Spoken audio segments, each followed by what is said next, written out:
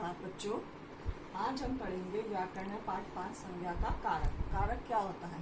संज्ञा या सर्वनाम के जिस रूप से उसका वाक्य के अन्य शब्दों से संबंध ज्ञात हो उसे कारक कहते हैं। बच्चों, कारक को सूचित करने के लिए यानी कि उसको प्रदर्शित करने के लिए संज्ञा या सर्वनाम के साथ जो प्रत्यय लगाए जाते हैं उन्हें कारक चिन्ह, परसर्ग या विभक्तियां कहते हैं। ठीक है बच्चों, कारक के 8 भेद होते हैं। सबसे पहले आपका है कर्ता। कर्ता ने क्या है? इसका चिन्ह है। कर्म को क्या है? चिन्ह है। तीसरा है इसका करण। करण में कौन कौन से चिन्ह है? से, के साथ, के द्वारा। चौथा है संप्रदान, इसके लिए के लिए और को। बच्चों अभी मैं आपको और कराती हूँ। बच्चों, पांचवा है अपादान। अपादान कारक का चिन्ह क्या है? से। अलग होने के भाव में कि किसी चीज से उसको अलग किया जाए तो हम अपादान का प्रयोग करते हैं। छठा है संबंध, उसके चिन्ह का, के, की, रा, रे, री, ना, ने, नी। सातवां आपका है अधिकरण। अधिकरण का चिन्ह है में, पर। आठवां है संबोधन, इसका चिन्ह है हे, अरे और ओ।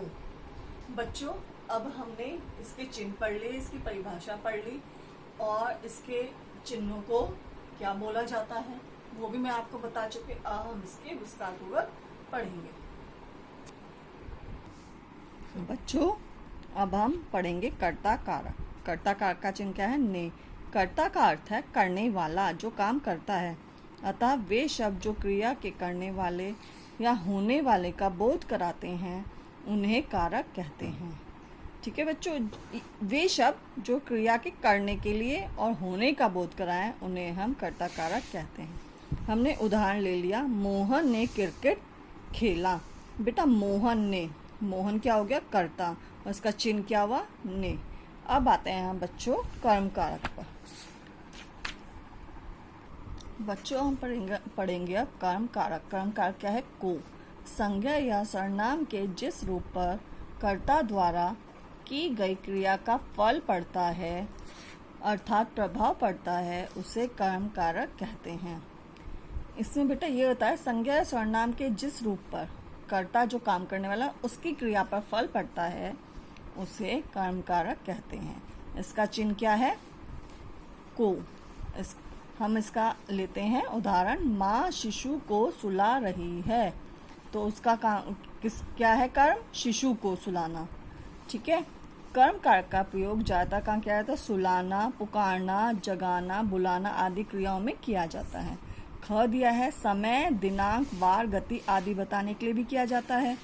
ग है कारक चिन्ह का प्रयोग कभी कभी नहीं होता। ठीक है बेटा। अब आते हैं हम तीसरा करण कारक। करण कारक का चिन्ह है के द्वारा। इसमें क्या है इसकी परिभाषा? वाक्य में जो शब्द क्रिया का साधन बनता है वह करण कारक कहलाता है।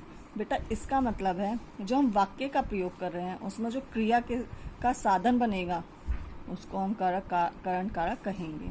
इसका चिन्ह क्या है? से, के द्वारा। हमारा उदाहरण क्या हुआ? आशु साइकिल से स्कूल जाता है। साइकिल क्या हो गई? उसका साधन हो गई क्रिया का। ठीक है। अब आते हैं हम इसका प्रयोग कहाँ करते हैं? साधन बताने के लिए करते हैं, कारण बताने के लिए करते हैं। चौथा है आपका संप्रदान कारक। संप्रदान कारक का क्या है? का चिन्ह क्या है? के लिए या को। संप्रदान का अर्थ है देना। हम जब किसी को कोई वस्तु देते हैं, कर्ता द्वारा जिसके लिए कुछ कार्य किया जाए अथवा जिसे कुछ दिया जाए उसका बोध कराने वाले संज्ञा सर्वनाम के रूप को संप्रदान कारक कहते हैं। ठीक है बेटा। इसमें हम किसी को कुछ कार्य किया जाता है जिसके लिए, ठीक है, या कुछ दिया जाता है तो हम संप्रदान कारक का प्रयोग करते हैं। जैसे मैंने नीतू के लिए पुस्तक खरीदी। किसके लिए खरीदी? नीतू के लिए। ठीक है। अब आते हैं हम इसका प्रयोग कहाँ करते हैं? देने के अर्थ में और किसी के लिए कोई कार्य किए जाने पर। अब आते हैं हम पांचवा आपका है अपादान कारक। इसका चिन्ह है से। संज्ञा सर्वनाम के जिस रूप से एक वस्तु का दूसरी वस्तु से अलग, पृथक अथवा उत्पन्न होने का भाव व्यक्त हो, उसे अपादान कारक कहते हैं। बेटा इसमें है जब हम किसी चीज़ वस्तु से अलग होते हैं, एक वस्तु दूसरी वस्तु से अलग होती है, पृथक का भी अर्थ वही है, ठीक है, उसको हम अपादान कारक कहते हैं। इसका चिन्ह क्या है? से। जैसे आदमी कार से उतर गया, कहाँ से उतरा? वो कार से। पेड़ से पत्ता गिरा, इसका हम प्रयोग कहाँ का करते हैं? अलग होने में, घृणा, लज्जा, उदासीनता के भाव में। अब आते हैं हम छठा, संबंध कारक। संबंध कारक का चिन्ह क्या है? का, के, की आदि। क्या है इसकी परिभाषा?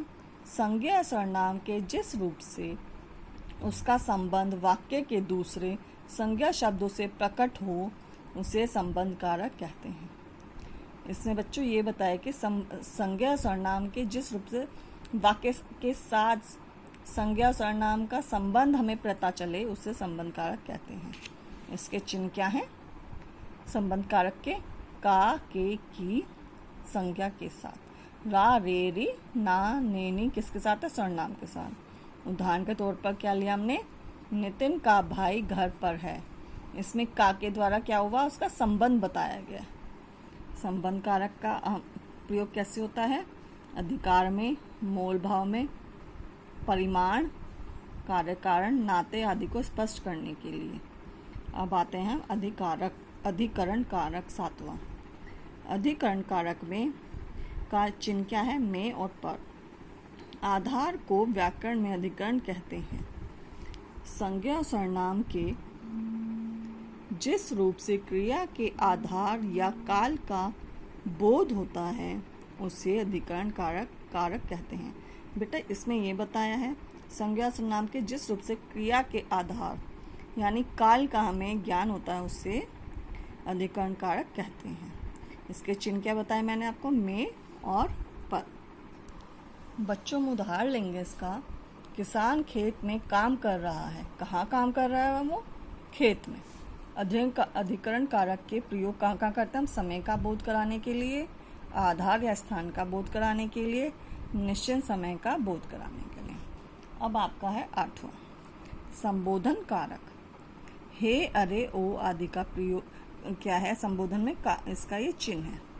संज्ञा सर्वनाम के जिस रूप से किसी को पुकारने, बुलाने या सचेत करने का बोध हो, उसे संबोधन कारक कहते हैं।